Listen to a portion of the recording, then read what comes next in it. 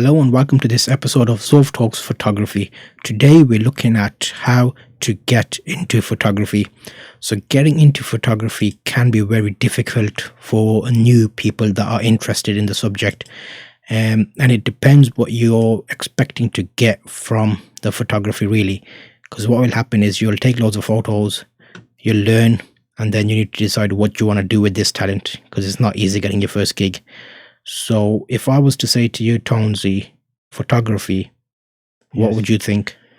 Well, if I was starting off photography, Mhm. I'd basically think about what I'd do because there's some photographers that do wedding photos, some that do landscape, some that do paparazzi. So you have to think about that and then start up your business. See what camera gear you want to get, what would be easier for you to get into, and spend about a month or two learning the basics of camera work. Yes. So that's a good recap of what this podcast today is going to be about. So you're basically got an overview there. Yes. But now what I'll do is I'll jump into each of those and kind of expand out to give you more information about them. So first, you want to gather information and knowledge. So this can be in different types of situations. Photography is the best hobby you could have really. You get loads of opportunity to take photos of different things, but it's a lot of hard work. You take photos, you look at the photography, how can you improve it, you edit things, you make it better, then you have to share the work and then find someone who wants you to take photos for them. So it's a whole other additional side to it. But when you're gathering information and knowledge, you want to basically look at magazines, look at different types of photography and see what resources are good for you. You can use magazines, you can use YouTube, you can use blogs, Twitter. Everywhere you can find people posting pictures, you want to see what types of photos always make it to the top of the pile. So that's your information and knowledge stage. At that point, you're going to be looking at different types of scenarios, as in what photography was that the guy had a watch picture, for example, in a magazine. So you want to try all kinds of photography and bring the second tip into focus. So all types of photography, things like sports photography. If you're out in an event, racing cars, Yes. motorcycle racing, if you're at a wedding, for example, if you've got landscape you're interested in, or maybe bird photography.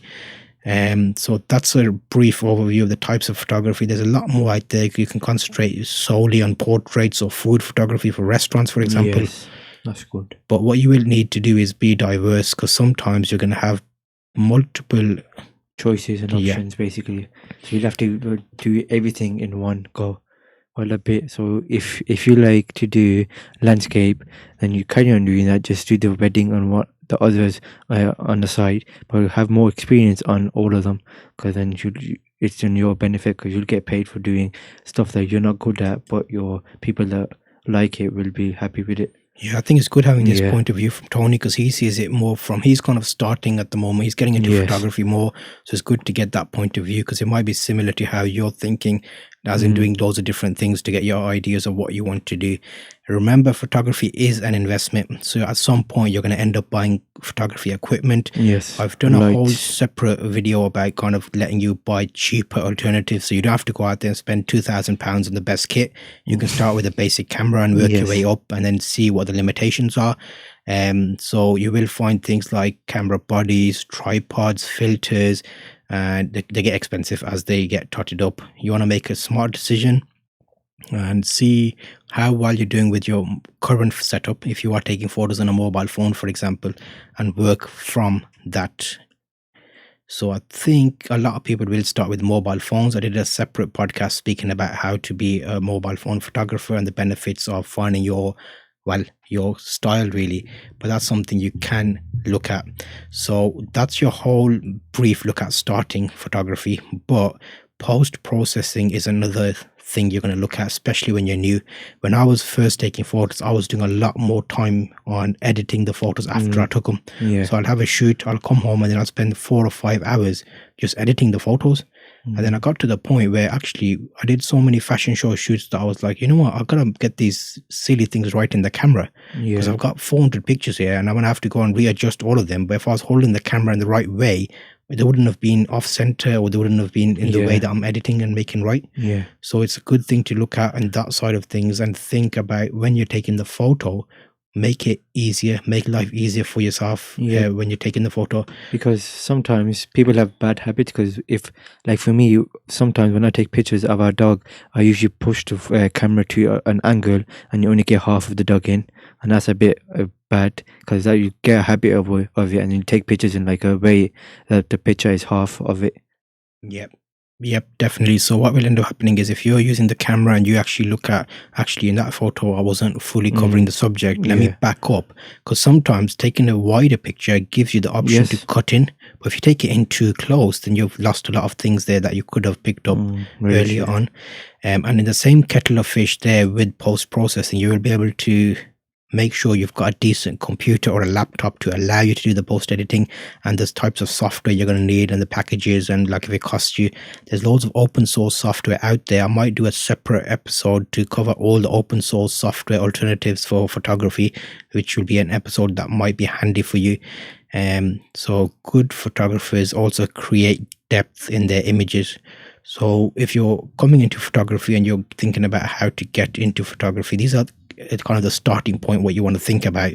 But this will go towards your image style and the photos you're taking. So make some kind of thought about the different topics you're going to be covering, the photos you're going to be doing, and how they're going to fit in with your overall goal. So what will happen is a lot of people tend to do a lot of traveling. You want to find your inspiration, because sometimes you'll be asked to take a photo of something. So I don't know, for example, if I've got this drinks bottle, they're going to ask you to take a picture of these products. So they've got a new line. Yeah. How can you make that interesting? And that's where you'll stand out from everybody else, because you'll have your individual way of looking at it, and you can make that picture in the way, let's say, for example, if it was this bottle, how would you, if I was to say to you, Tones, you're getting into photography, Yeah. and you've got a camera, you've got decent photography skills, you come to me, and I said, you ask me, oh, you know what, I need some photography work. I'll say, you know what, I sell these bottles online, but they're not selling very well. I don't have good photos. What would you, I'll say, here, there's 100 of those. Okay. Take pictures of them and put them on my website. I look at the logo. As you can see, the logo has adventure on it. So, and the mountain. So I'll put it somewhere in an area where it's mountaineering, and like just take pictures in a way where people will find it interesting.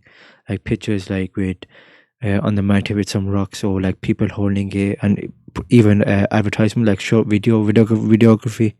I'd make little videos of them or photos, and then people would be like, "Oh, that bottle's nice. It's got like a nice way to like they'll get into it basically." So you're already in kind of thinking outside the box, because getting a video will give you extra exposure, which gives you another thing. So if you're into photography and your client saying, make this look interesting, you can say, okay, you know what, here's some photos, but have a look at this short clip I made. Yeah. Look how much more interesting it looks. You'll have another point with it, and then you'll get into videography. What I would do in this scenario, if they had a budget and they want to just take this pictures for this item, so getting into photography, this bottle I'll take outdoors, I'll go into a mountaineering area, have some different people sitting down, or even just a product, and have it on the side and make it look like interesting, and have loads of rugged things around it, have some water on it dripping, and then someone maybe drinks it or something, and have multiple shots of those, but then also have different shots of the item on itself, maybe while it's being opened, while it's being refilled, to show each of the points.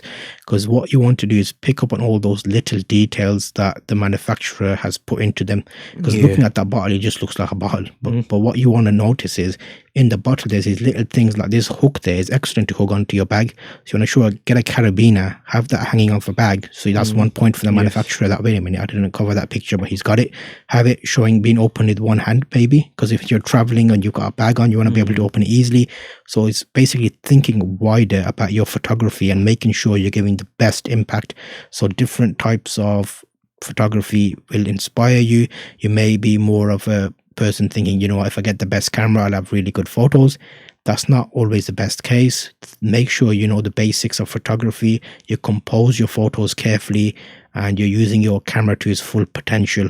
If you've got an old camera and you know it inside out, that'll be better to you than getting a new camera and then trying to learn it and then taking photos. So there's a whole new type of thing on there. What you can also do is go online on YouTube. There's loads of different videos that help you learn it.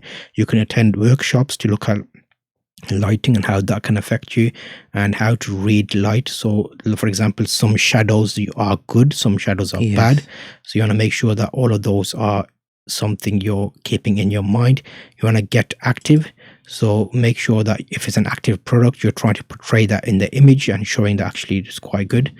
Try not to rush, take your time, get good photos and expand your gear as you go on. Don't just buy everything and not be sure how it works.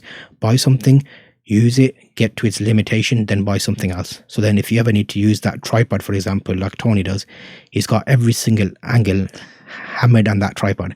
If I was to say to him, you know what, I'm doing a shoot on, I don't know, some mountains, he'll know how to individually position it so I get the straight shot. It's basically when you have equipment, it's not about using it, it's about where to put it with the best option for it. You need to know everything about it, how it suits and what the light, for example, a light, like the right brightness of it, like the right area to put it in, and the shadows and the bondos if you have those other lights that you have outside.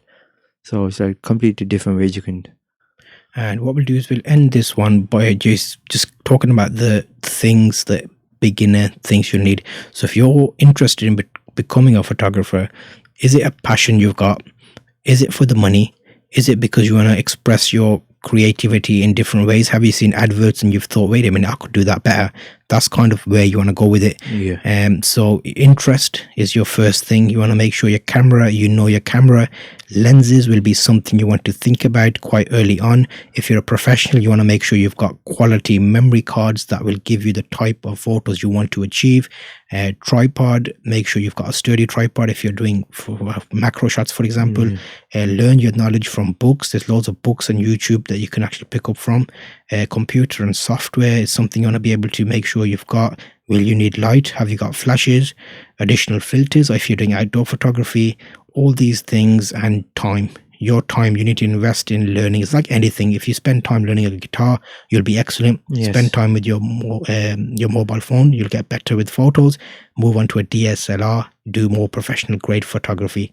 So this is basically your overview today of how to get into photography, and we'll see how you adapt. Make sure to let us know how you're getting on, and if you've got into this journey, what you're thinking about at this stage.